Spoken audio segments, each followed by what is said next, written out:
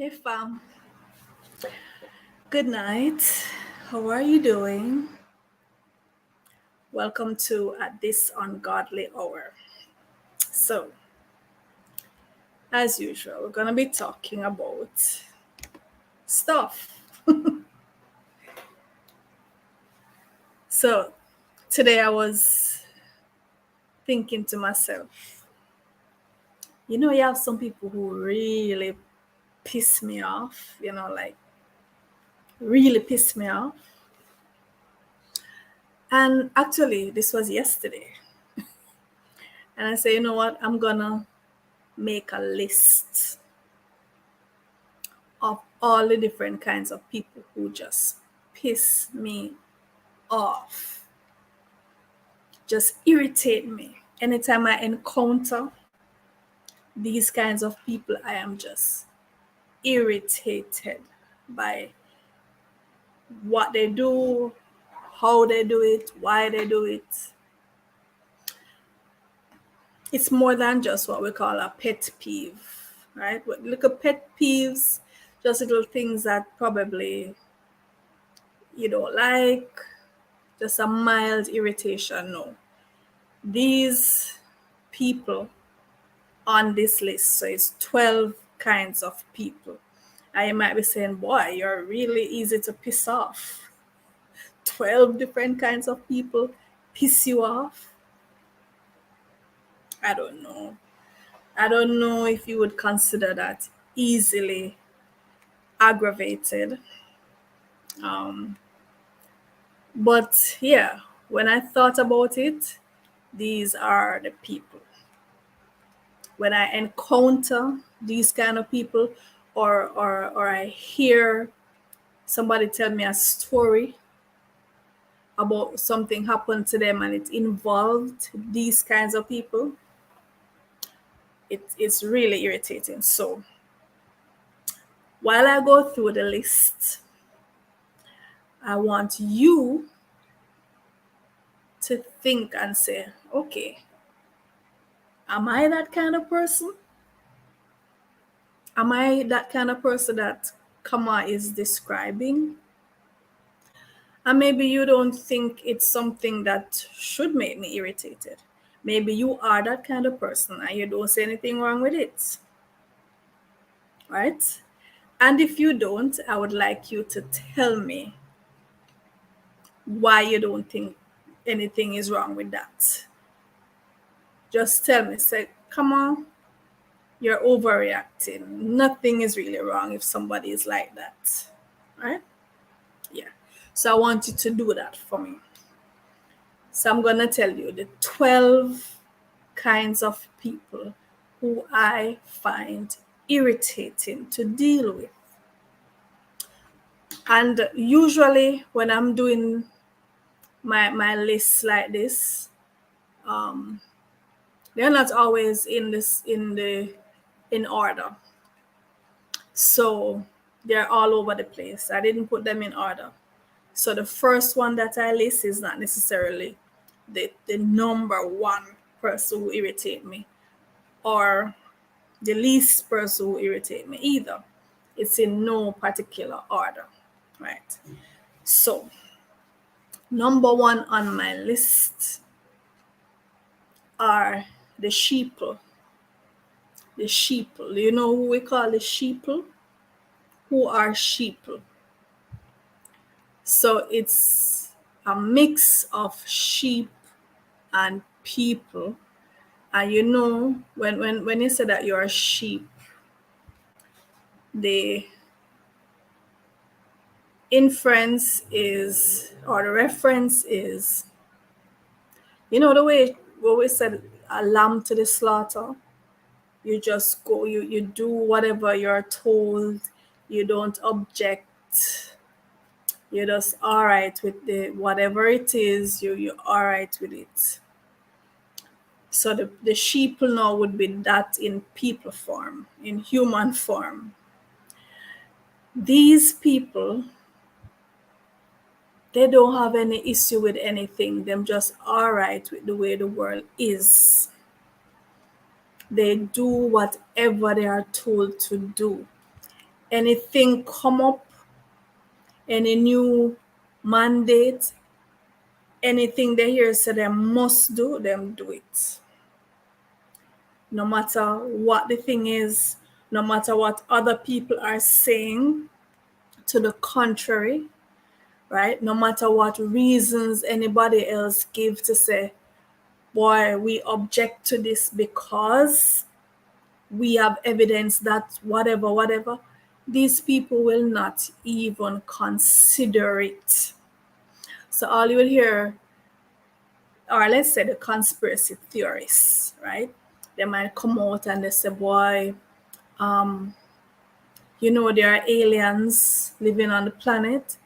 There are reptilians who can shape shift. They are whatever. Which I'm not saying either that you should believe any or all of this. I'm just saying you must have an open mind. You must have a questioning mind to say, let me think about it. Let me do some research on it. Let me see if there's anything to this thing, right? No, these sheeple, they just do what they are told. They believe everything that they are told. They believe everything that the politicians say. They believe everything that their religious leader says. They go by everything that's expected of them. They don't question anything. Those kind of people irritate me. And then you who do some thinking for yourself and do some research for yourself and just have a objective questioning mind, these sheeple would be the ones to want to fly down your throat and calling you all kinds of names just for using your intelligence to question something, right? So they have no issue with vaccinations. They have no issue with big pharma. They have no issue with eating whatever is in the supermarket. They have no issue with nothing at all. There's no controversy in their mind. No come up to them that they need to challenge. They just go.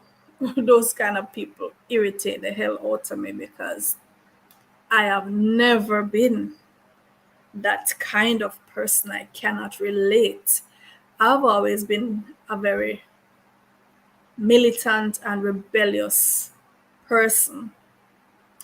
Things have to make sense to me.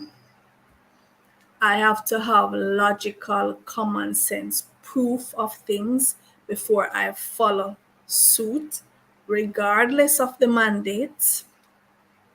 And if it don't make sense, and if I feel threatened, if I feel coerced, I'm going to stand up. I'm going to take a stand. I'm going to state my case. I'm going to represent myself. I'm going to put up at least some kind of resistance. I'm going to ask questions. I'm going to research the thing. That's me, right? So people who don't seem to have any inkling of that, they annoy me. All right, so that's number one. Number two, people who, if you offer them something, right? So you offer them something, and they tell you that they prefer to get the money instead of the gift. You ever have that happen to you?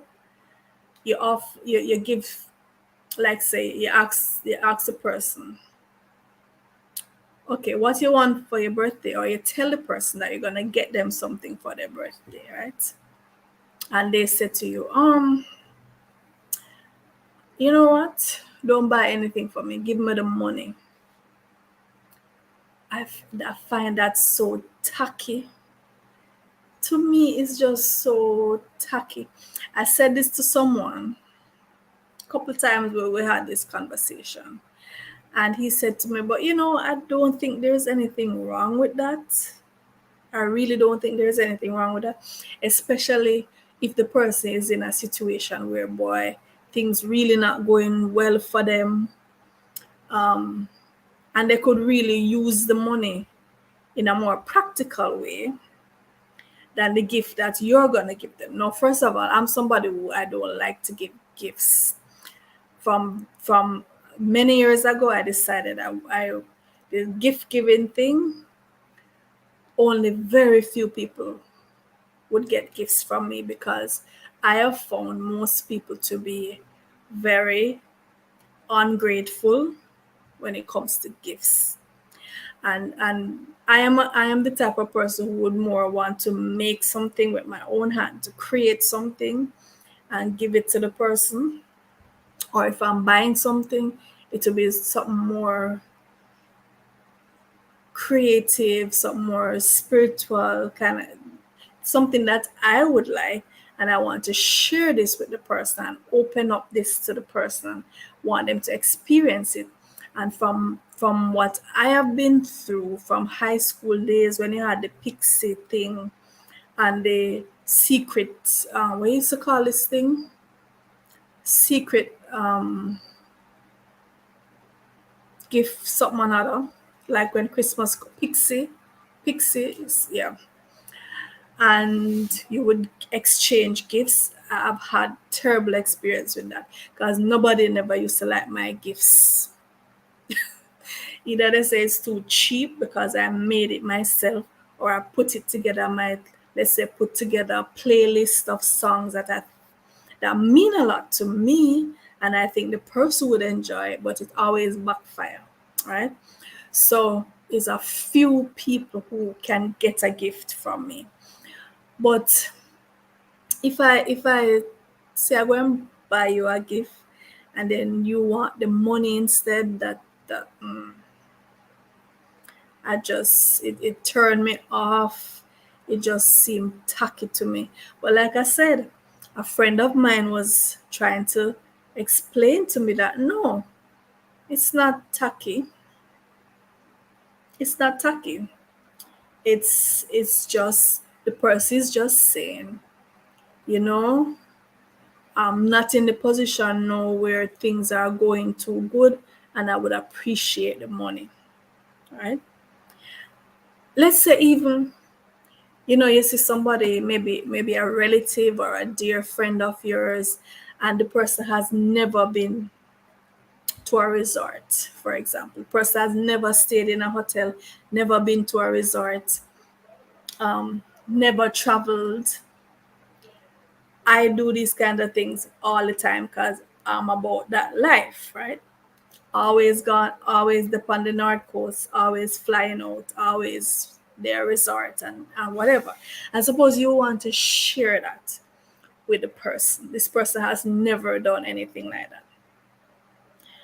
And then the person is saying, I don't really want to go to a resort. I don't really want to go anywhere. I prefer the money. I don't think I would, I don't know. I don't think I would give them the money because I want them to have that experience. I want I want the person to have the experience. So when them are gonna tell me no, say no, I don't want that. I prefer the money. I just find it really tacky, right?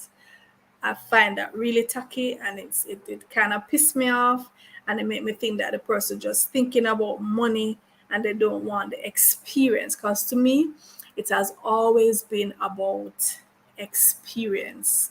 Even with my kids, when my kids' birthdays um come up from their little, when my kids were little coming up, I never gave them birthday gifts. I always took them somewhere. So whoever birthday it was, me and that child, we just went somewhere for the day, just me and that child. So it's always been more about the experience, right? The experience, spending quality time and having that experience together. And that is what I'm thinking in my head. If I'm offering this person this experience, why should I convert it to money? It just, I don't like it. Number three, people who don't respect my time, they piss me off. They really piss me off because my time, it, I put so much, I cram so much work into 1 hour of my day. I accomplish so much within a short space of time. So every minute, every second is valuable to me. Every minute and second has been allotted. I try to make use of every moment, right? If I'm taking a shower, I'm not just taking a shower. I'm playing some motivational audio, or I'm playing or I'm listening to some intellectual debate or conversation, or I'm listening to my meditation that I have on audio. Something else is happening. If I'm doing chores, I'm not just doing chores. Something else is going on. I'm always thinking, how can I fill this moment and capitalize on this moment to the max? So if I agree to meet you somewhere at X time, and you're gonna take my time for granted, you're running late, you don't call to say you're running late, you just expect that I'm going to be there standing while time is going, that will piss me off, and you're going to come there and don't see anybody. Or if it happened one time, you won't get the chance for it to happen again. My time is extremely valuable to me. I try to get as much done within the limited time. Everybody get their 24 hours for the day. I try to use my 24. I max it out. Max it out. So when I'm able to tell people, I've accomplished this, I've accomplished that, and they're saying, how you're able to do all of this within the same length of time that everybody else get, it's because of the value that I place on my time. And I will not allow other people to come in and mess with that and disrespect my time and expect to get the chance again. No. If you say we're going to come at 12, I'm expecting you at 12. If you're running a bit late, I'm expecting you to call and give me a reasonable, practical time when you expect to get there. Don't just believe in your house and tell me that you're 5 minutes away and you live 1 hour away from me. Don't run those jokes with me. I don't like it. Because what will happen, you're going to arrive and I won't be there. So that's number three. People who disrespect my time piss me off. Number four, there are people who, when they have interactions with you and those interactions are bad, they're negative in their opinion, they will tell other people about it, right? They are quick to run and go spread their name and say, she do this, or she never do this, or she rare. But when you do good things, they don't feel like they need to tell anybody. And you should be balanced. If you spread the news when the person do bad, in your opinion, this person, she never do that, and she says she not gonna do that, and she never do that, or she do it, and whatever. If you can run, go spread the news when the person do the bad. Then when they do good, you must go tell it on the mountain same way. Go tell it on the mountain. Be balanced. Be fair. Be fair. You say good, you say bad. Don't just say the bad about the person. As a matter of fact, you shouldn't even have the person name in your mouth to begin with. But if you are going to call up the person name and you're going to call up the person name for bad things, call it up when them do good too. Be fair and balanced. Right? Number 5. So remember, we're going down to 12. As you can see, a lot of people been pissing me off. So number 5,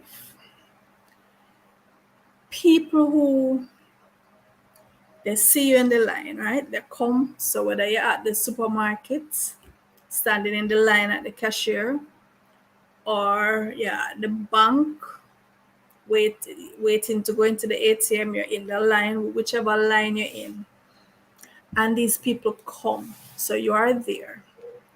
They come behind you, and then they're going to say, hold my space for me.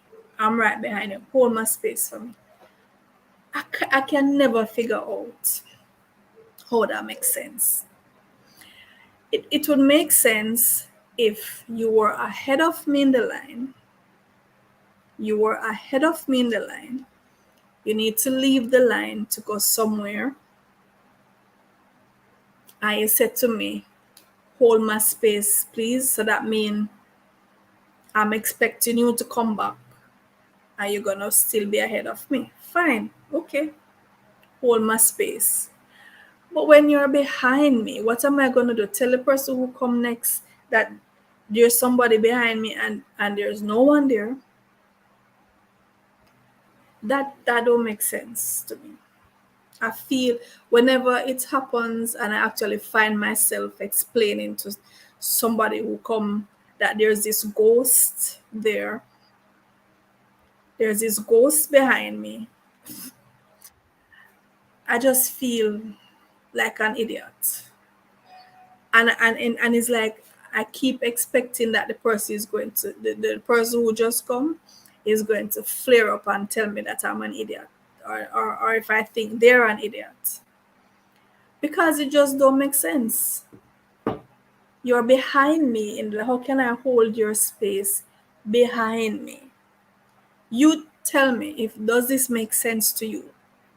Because many of these, maybe it's just me, maybe it's just my, because I know I'm weird. A lot of people think I'm weird. I don't do things that normal people do. So these 5 that I've done already, these 5 persons that I've explained what I don't like about them. Am I being unfair? Am I being unreasonable? And are these things that you do so far, those 5? Do you find yourself doing these things? Are you a sheeple? Are you one of those persons who say, you know what? I'm here. I'm just going to follow the rules. I'm just going to mind my business. I'm just going to do what the government says. I'm just going to do what the pastor say. And I'm not going to challenge nobody because quiet man keep him sound bone. I say it go. I say it go. Quiet man or a peaceful man or a coward man. Coward man keep sound bone. So you're not going to rock the boat. You just tell yourself, I just go through life and no conflict with nobody and no put up no resistance and just go through. Do you respect other people's time, or do you feel like you're entitled? If something come up, as somebody said to me once when I raised this issue, she said, life happens. Life happens and I'm late. So you have to try to accommodate me. Are you like that? Are you always late and expect that people will just accommodate you regardless of what's happening in their life and how you mess up their schedule, right? Are you the type of person who would ask to be given the money instead of the gift and you don't think nothing wrong with this? Are you the type of person who run go carry people name when them do the bad, but you're wholly in the information when they do the good? And are you one of these people who love come up in the line and know say you have other things to do and I tell people about hold the space behind them? Or maybe I'm just tripping. Maybe it's just me and I'm just thin skinned. I don't know. So that's 5 gone already. Number 6 of the people who piss me off. So again, we're in the line. We're in the line at the supermarket. And this person is ahead with their trolley, their shopping cart. In Jamaica, we call it trolley, or I still call it trolley. So you have your shopping cart. You take out the things, cashier run it through, you pack your bags, and you just go on about your business and leave the shopping cart there. It is so, this is so selfish and inconsiderate. You leave this big shopping cart in front of the person who is behind you and you gone about your business. So you're saying, okay, so somebody else must come and remove the cart for you. It's so inconsiderate. This is so telling to me of that. When if you do something like that, I see it as a sign that you're a very selfish and inconsiderate person, especially if it's something where you do all the time, right? Yeah, once in a while. I mean, you buy your goods, you're happy you're happy you just get paid, you're happy, you buy up your whole heap of things, you want to go home, go eat and ray and cock up and watch TV. You don't remember the person behind you. A one-off thing and it happened. Okay. We have people who just do this all the time. They just feel that people must run behind them and pick up after them. I don't like it and it pisses me off. So that's number 6. Number 7, you have some people who love to start charities that they cannot maintain. Right? They love to start charities that they cannot maintain. Listen, I think don't start a charity unless you have the financial backing to maintain it. I know you might be kind-hearted and you see people in need and you're thinking to yourself, you know what? Let me go and rally up some support. Let me go rally up some support. Get my friends to donate some money. Get my friends or my neighbors or my co-workers to donate some snacks, to donate some toiletries, to donate some whatever. And we're going to put some gift packages together and we're going to go, or we're going to gather up some food and we're going to cook and we're going to feed the homeless. We're going to feed the hungry. We're going to clothe the people who have no clothes. We're going to get some books and give it to the kids who have no books for school. And these are noble thoughts. These are noble thoughts, right? Noble, noble, noble. But then don't do that. And then when next year come or next month come, whatever the time span that you were thinking in your mind that you're going to be doing this charity for, and then you go to the people them again and they say, boy, I'm gonna have it this month, or say, me not have it. The people don't have it, and you yourself don't have it, because you never had it to begin with. Or if you did have a little small change, say it was just in that moment. You never dare go have no more. And then you start quarreling with the people. You start throwing word and trying to make people feel guilty for not constantly having the money to donate to your charity, when it's you who take it up on yourself. That's not fair to the other person. It's you take it up on yourself. So you're going to start charity. In Jamaica, we have a saying, you are to count the costs. And you also have the general saying, don't put your hat where you cannot reach it, right? Yeah, in Jamaica, we say, count the costs. Before you do something, count the costs. See if you're going to be able to maintain it. If you say you don't have no money, why you take up on your head say you're going to start a charity when you need charity yourself? They say charity begins at home. You have to know that you're in the position to maintain this thing. You can't start a charity and then you're going to rely on other people to maintain the charity, and then you're going to raise hell. You go around and them now have no toilet paper for give you this month. Them now have no soap. Them now have no book. Them now have nothing. And you're trying to make people feel guilty for not having it. It was your idea, yes.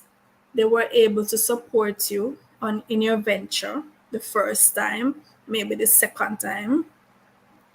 What is your thing?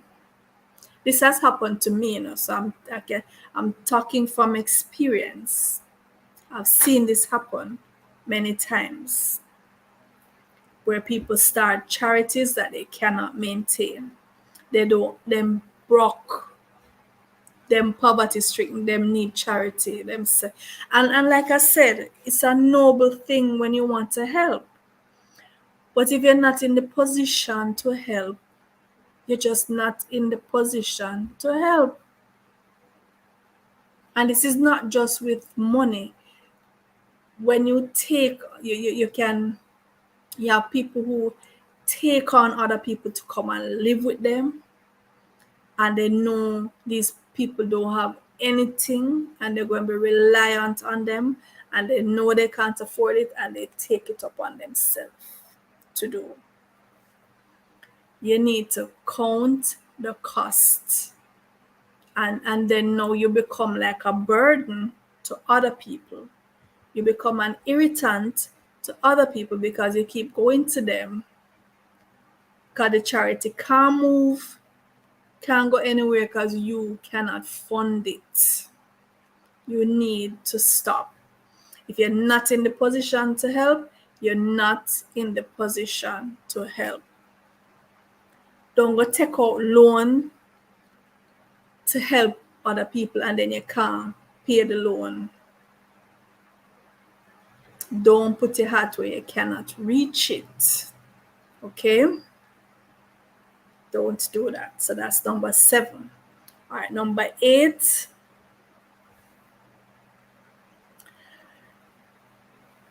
The people who,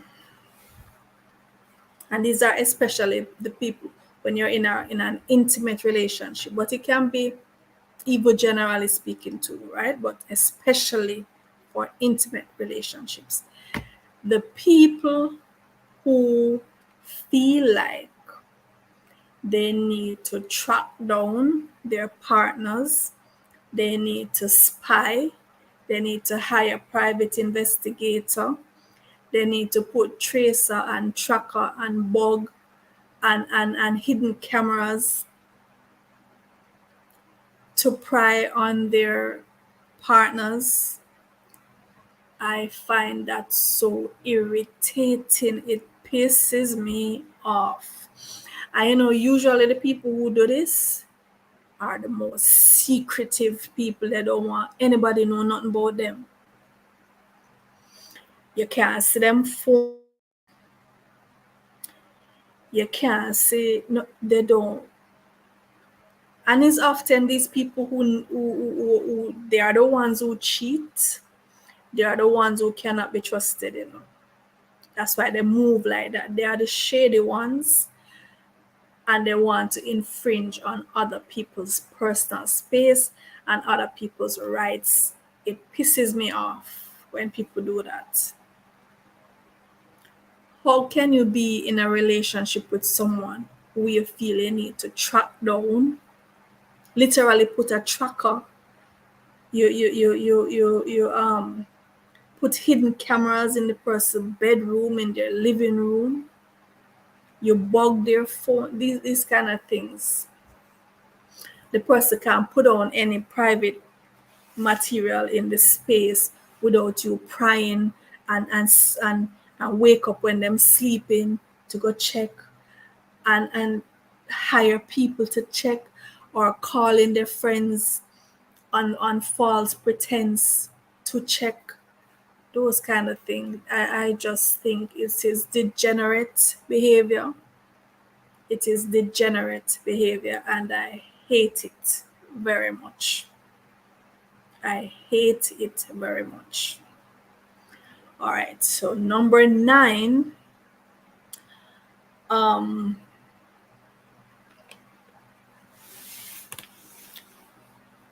Okay, what I have for number 9. So we're going down the list. So we have 3 after this, right?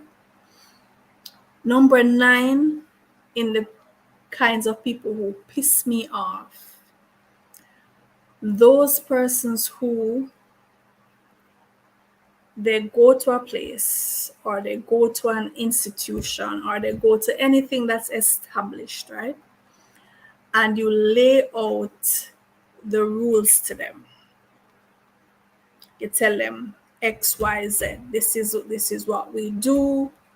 This is why we do it. This is how we do it. And them say, all right, fine. And then down the line, they want to come and challenge. They want to come and change the rules.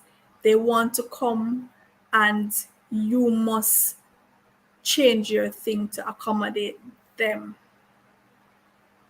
Those kind of people piss me off because you were told what the situation is. And this even extends to if you're in a relationship, if you're starting a relationship and the person lay out to you and say, okay, this is how I am, this is the kind of relationship I want, X, Y, Z.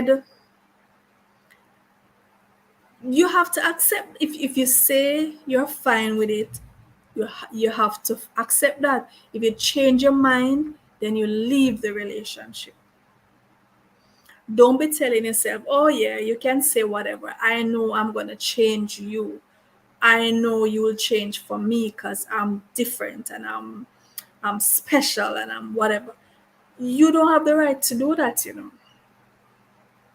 The person lay out to you and said, this is the situation. If you agree to go ahead, you're agreeing to stand by that situation. If you change your mind on it, you need to leave. But don't be up in the person's face and demanding that they change and demanding that they do XYZ, which they already told you that's not their nature to do. It's the same kind of thing because a person is an institution of themselves, within themselves. If you go to anyone or you go to any establishment, make sure you know what the rules are.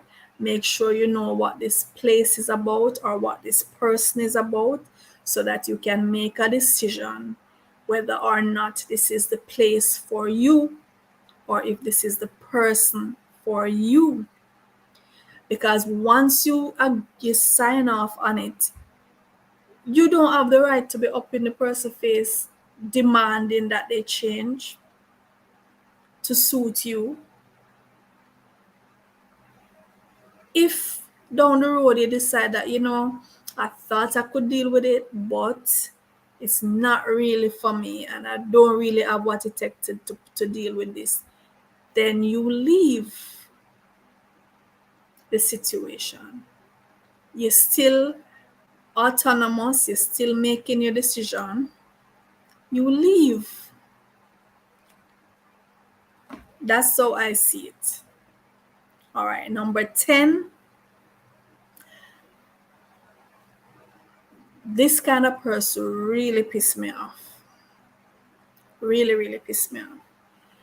The people who they owe you money, and when you ask them for the money, they say, "Oh, I forgot.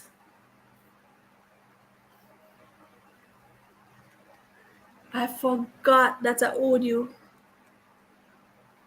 How can you forget that you owe somebody money? I can't relate to that. Have you ever owed somebody money and forget that you owe them? Because maybe I'm tripping. Maybe I'm tripping. I know we all have a lot of things on our minds. Life is chaotic. Days are long. Yeah, days are long.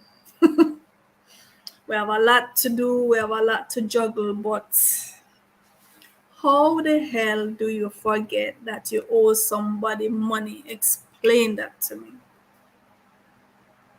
Explain. I can understand if you say, "Boy, you know, I don't have it. I thought I would have had it at this time." Hi, Jacob.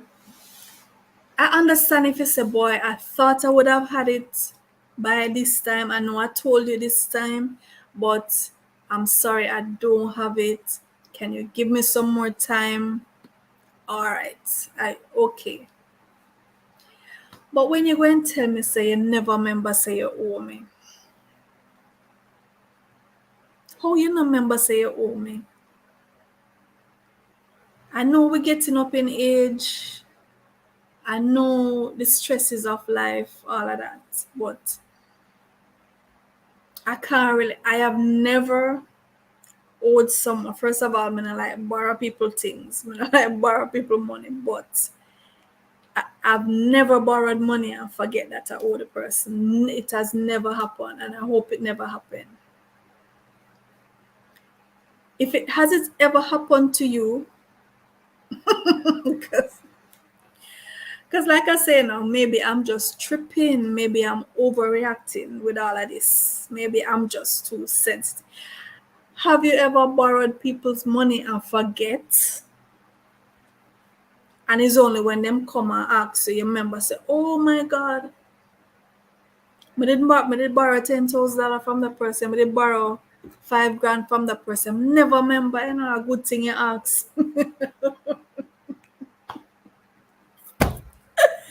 A good thing you ask. Because if you never ask me, would I just go to a galang, you'd never get it back. I just, anyway, where we reach now, number 11. So we have two to go. Two to go, right? Number 11, it still has to do with money. This one still has to do with money, right? This kind of person piss me off in that they borrow your money and then they just gradually let it fade into a gift. You ever have that happen to you? Somebody come And when they come, they say, I'm asking you please to lend me some money, and I'm going to pay you back by X time, right? Pay back this loan by X time. Okay. And you're there, okay, all right. You lend them the money. The time comes, the appointed time comes, you don't hear from them. They don't call to say, having a little difficulty, there's a hold up, nothing. You just don't hear from them. You know what has happened? This loan has become a gift.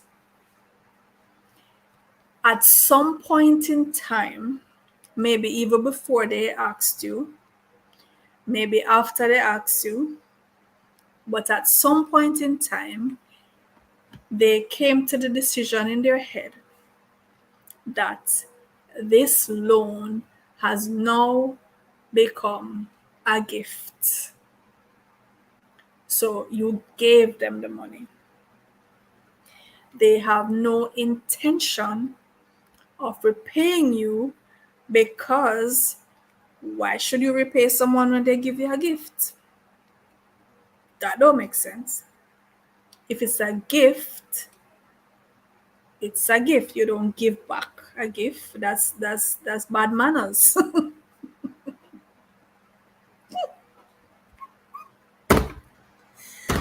That's bad manners to return a gift, isn't it?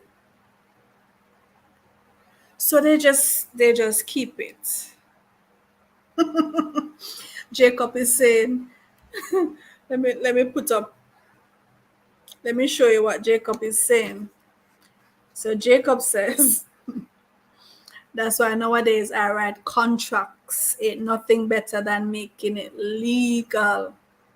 And I'm telling you, even for your family members, that's why them say family and business don't mix, and family and friend don't mix.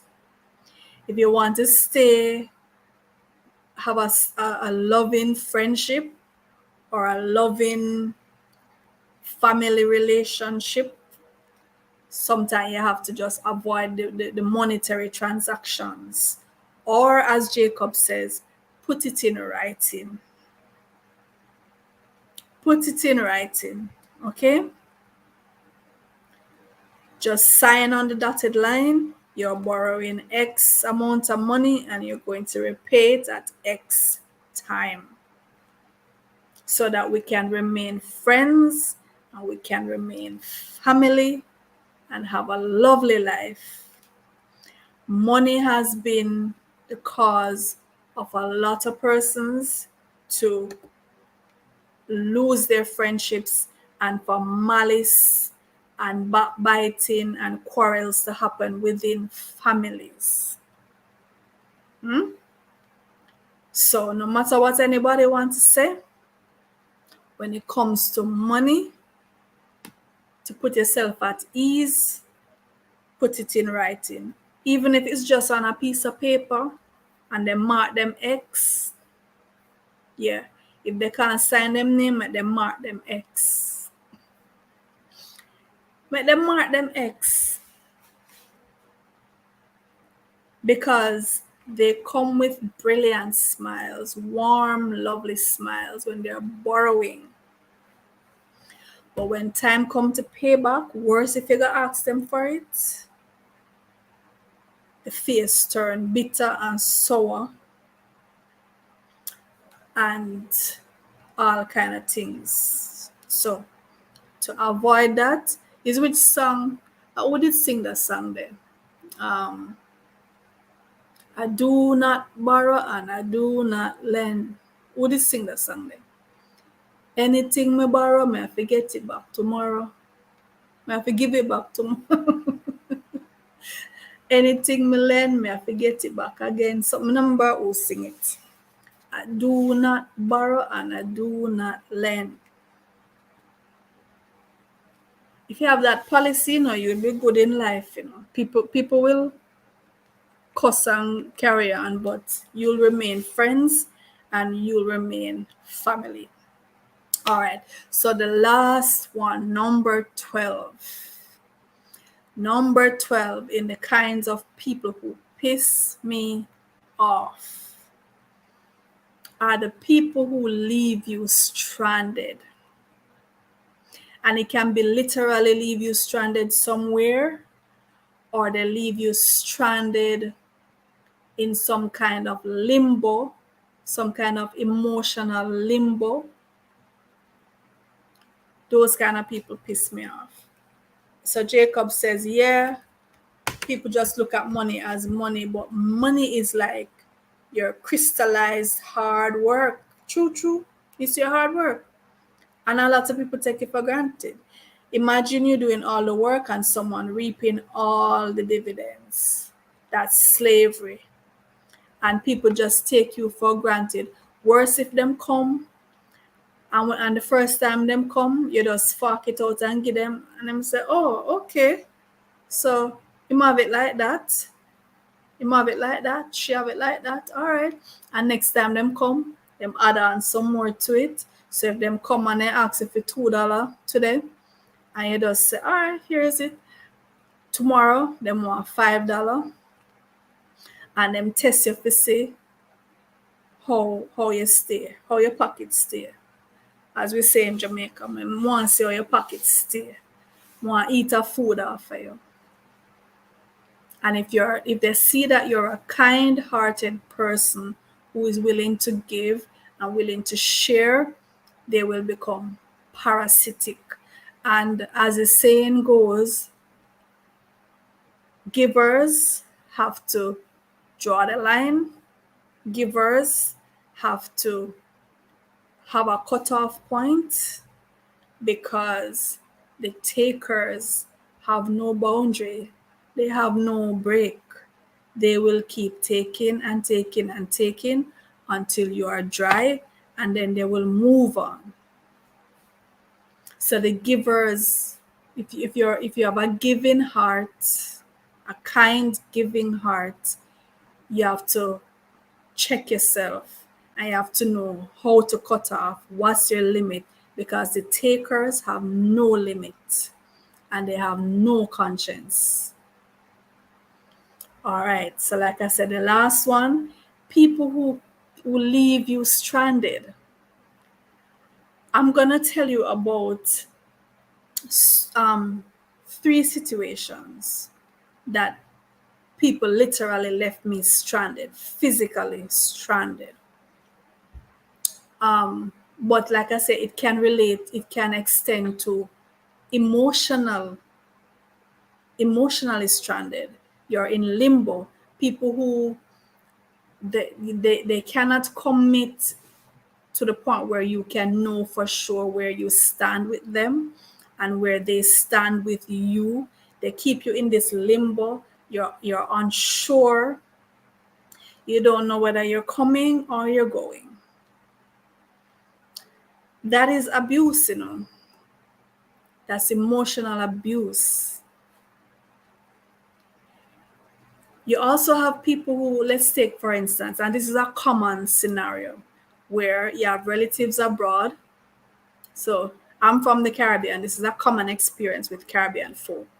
You have relatives abroad, and so they go up there, they might establish themselves, and they keep telling you, encouraging you, come up, fly up to America, fly up to Canada, fly up to England. These are the 3 most common places that Caribbean folk tend to want to migrate to, right?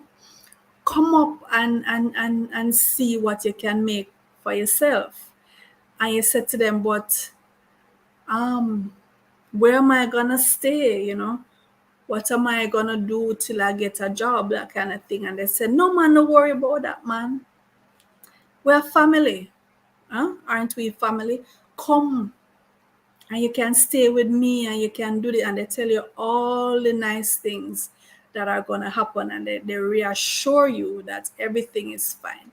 And how many of our Caribbean people have had this experience? You leave, you sell where you have to sell, you give away where you have to give away, you go up, and you catch, as we call it, catch with the relatives. Sometimes you end up have to sleep on the floor. Sometimes, yeah, you get your room if you're lucky.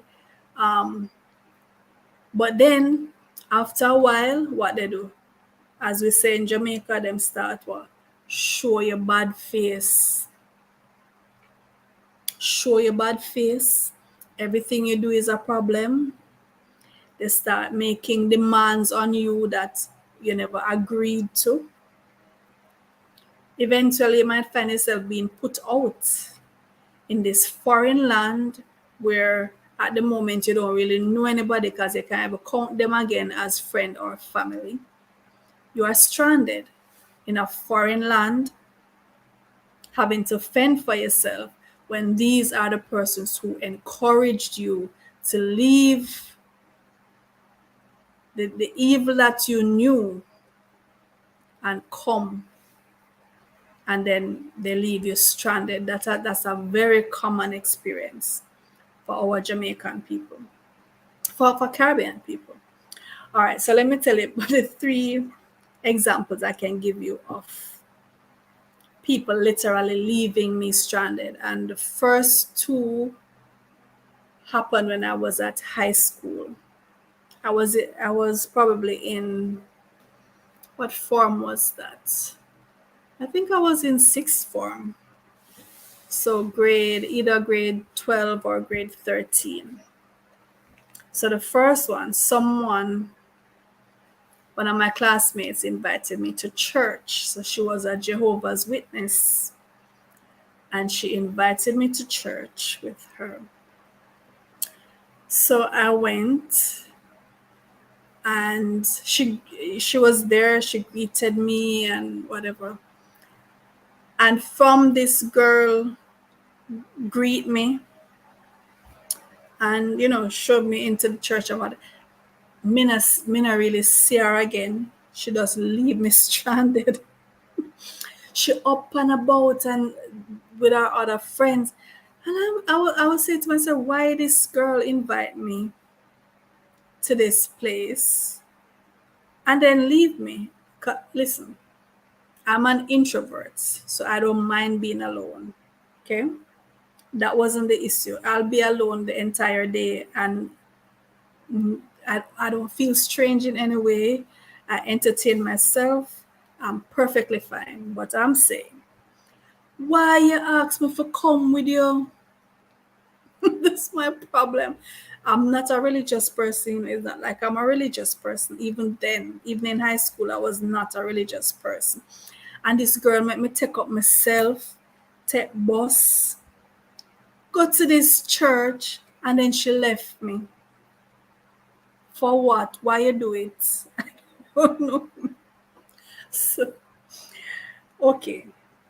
Another time, so I had this friend, and so we're in sixth form, but whereas I was the perfect angel, the perfect angel, she was doing her little things, right? And she actually was involved with one of the teachers. He used to teach at the school, and then he left and he went to one of our local universities, right, to teach. So this classmate of mine, she said, okay, can you follow me up to this university, right? I said, sure. After school, can you follow? She said she just going to drop off something or something like that. I said, okay, I'll follow you. So we went. we went.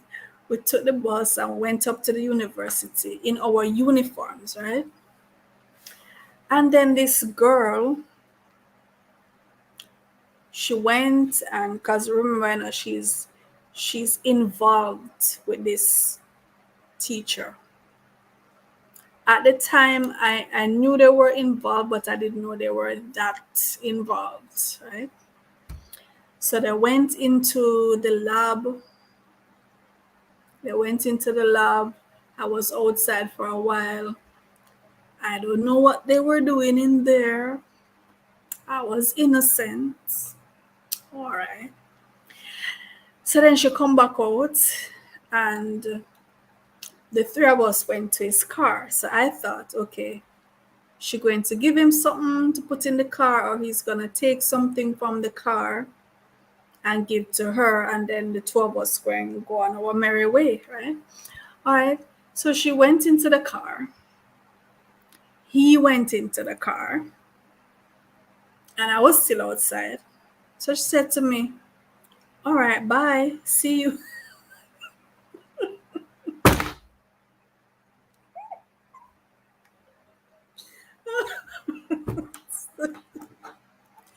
You see what they take my mother pit me I do with her, though, God.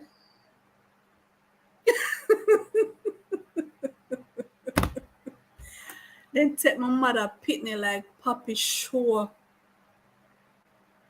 The girl said, "Okay, bye. See you Monday or see you tomorrow," something like that. I said, "What you mean? What you mean see you tomorrow?" She said, "Oh, I just wanted you to follow me up here, but I'm gonna go with him." Me say I could not believe me just step myself. then, then told my mother put me in a Papi Show. Me just step myself, I'm gonna take my bus, I'm go. The next, you know, I told you it's three incidents I'm telling you about. And I'm just realizing you see the first person who carried me go church and left me. And then the second one who carried me go university and left me gone with our man.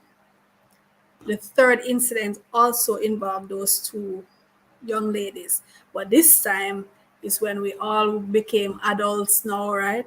And we find back each other on Facebook. And another former classmate of ours. So it's four of us.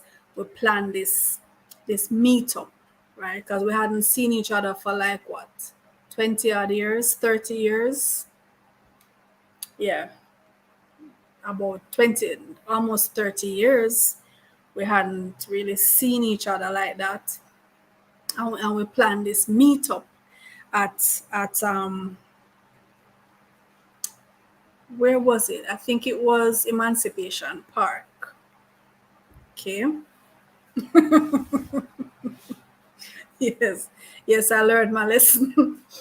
So, okay, so we plan to meet at Emancipation Park. And I went there. I was early. The other classmates said,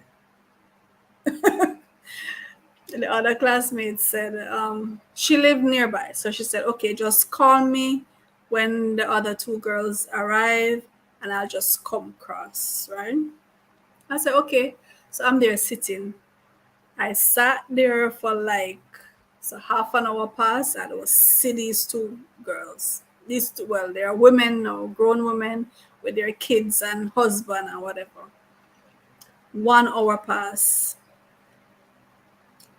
So after the hour, I realized they weren't coming. They stood me up, stood me flat the hell up. I said, okay. So I left and I went home and I told my other friend, um, I said, they have until, I think I gave them till midnight. I said, they have until midnight on Sunday or 6 p.m. on Sunday, something like that, to reach out to me and explain, or they will be blocked. And I ended up blocking them. But I'm saying to myself, if you know you're not going, if you know you're not interested in rekindling the friendship, just say it. Just say, I'm not coming. I don't think I wanna. um, go back into all of that. Why would you let someone go to a place which you know you have no intention of going? That really pissed me off, you know. It's pissed me off, and that's something I wouldn't. It's because the reason why these things piss me off is because I can't relate to that mindset. I can't relate to the mindset that would allow you to do these things to people, because I wouldn't do not any of these things you hear me list out. These 12 things. Yes. Jacob says it's Cinderella, give them till midnight.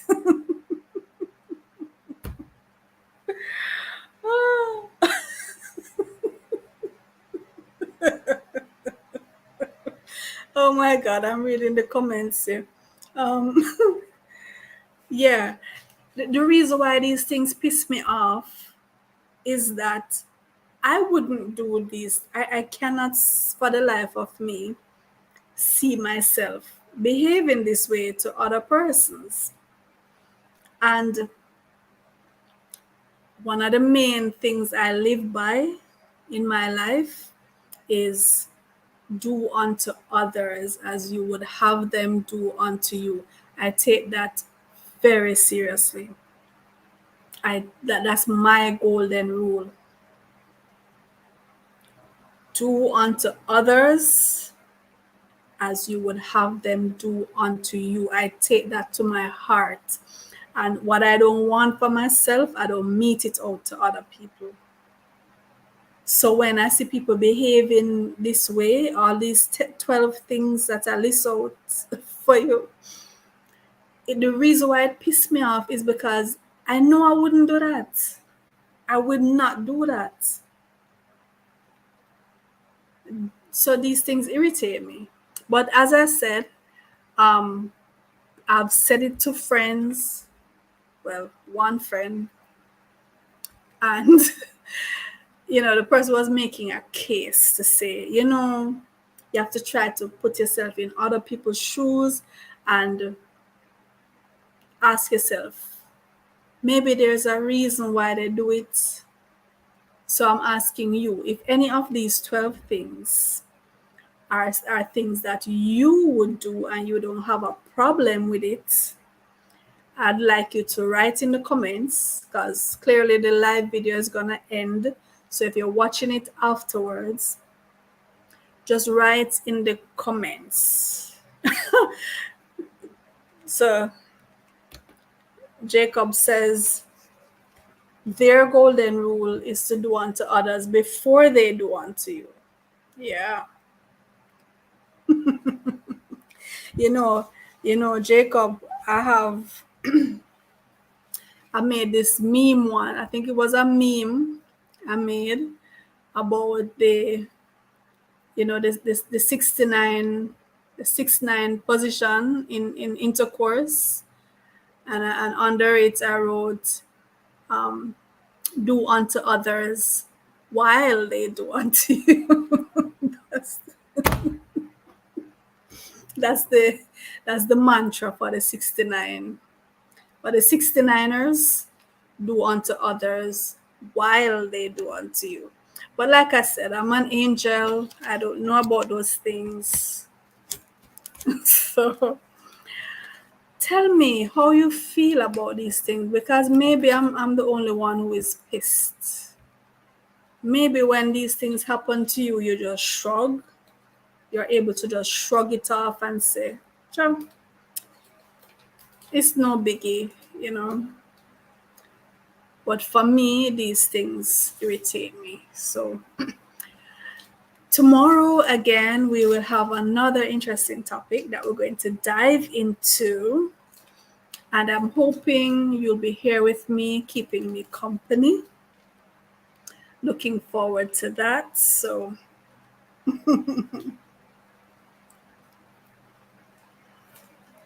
okay, so yes, if you joined late,